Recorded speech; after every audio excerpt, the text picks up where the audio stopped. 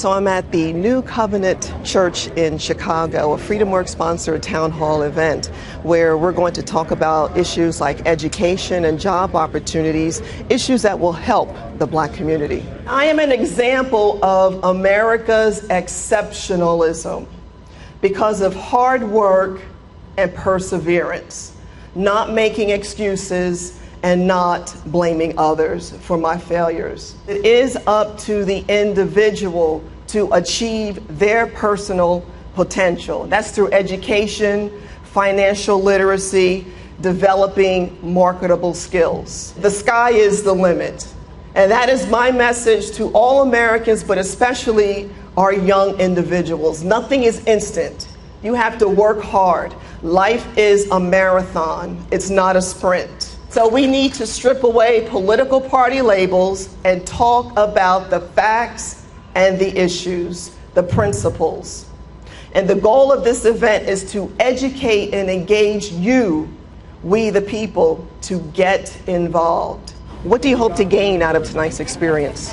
I'm hoping, Deneen, that we can bring to this community the idea that it is not enough to have won the right to sit at a lunch counter and not be able to read the menu or have the money in your pocket, as I was talking to one of the brothers here, to buy what's on that menu. What are some of the things that really concern you about the immediate community, the Black community? What are some of the really big top issues that are happening in the neighborhood? Well, as you mentioned, education.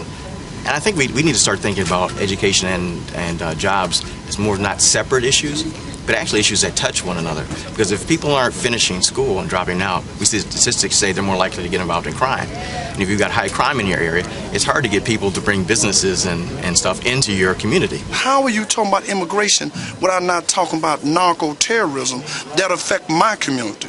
So all this stuff is intertwined in our community. So when the president is talking about these things, he is directly linked to Ron Emanuel. Ron Emanuel is implementing policies that's devastating our community. My involvement is basically trying to create opportunities for our children to not become next offenders as we have become ex-offenders. President Obama gained a huge majority support from Black voters. How would you grade President Obama's? The president had a great opportunity to be an A-plus president, to build a bridge. But if I grade the president on how he has addressed the Black issue in this country, I would have to give him a failing grade, certainly below average.